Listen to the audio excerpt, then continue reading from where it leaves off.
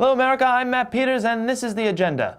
Today we're talking about that thing that everyone now knows exists but are still going to do absolutely nothing about: climate change. A shocking report today shows that Donald Trump will actually be buckling down on global warming. In fact, he's announced he's sending 20,000 troops to the sun. Listen, the real reason Trump is so against climate change is because the thought of him not being able to use a full can of hairspray a day for his comb-over is driving him crazy.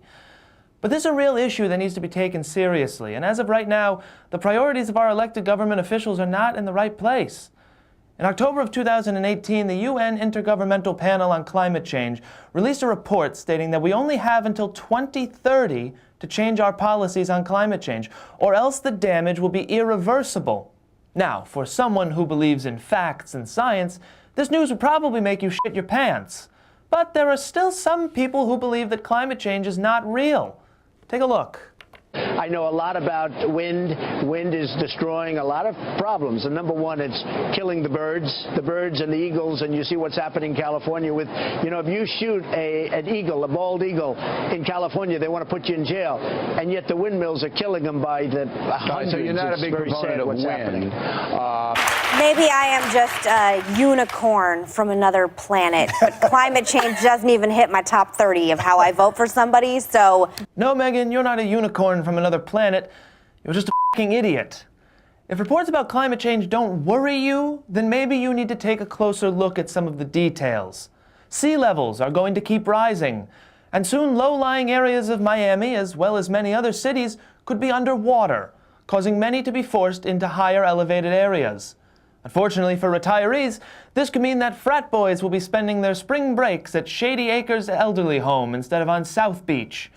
Maine is already seeing a decline in lobster catches due to the rise of water temperature. How are the American people going to use their weekly Golden Corral coupons if there aren't enough lobsters to feed them?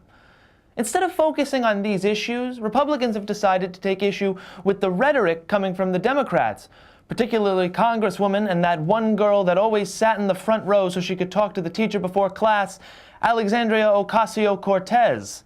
Cortez made a joke about getting rid of all the cows, and the Republicans went crazy. And now some people have been going out of their way to film her eating at a restaurant with another person who is eating a burger.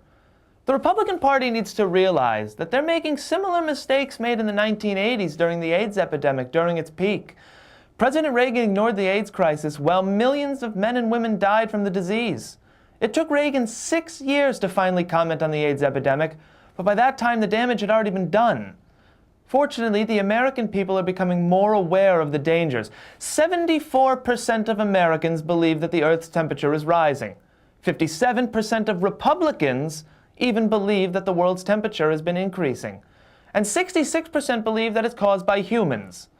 Unless congressional Republicans can manage to get their heads out of the asses of the fossil fuel industries, then the same thing that happened during the AIDS crisis is going to happen again. Except this time, it's not going to be the millions of gay men whose lives are at risk. It's going to be the entire planet. That's all we have time for today. Thank you for joining me. I'm Matt Peters, and this has been The Agenda. See you soon.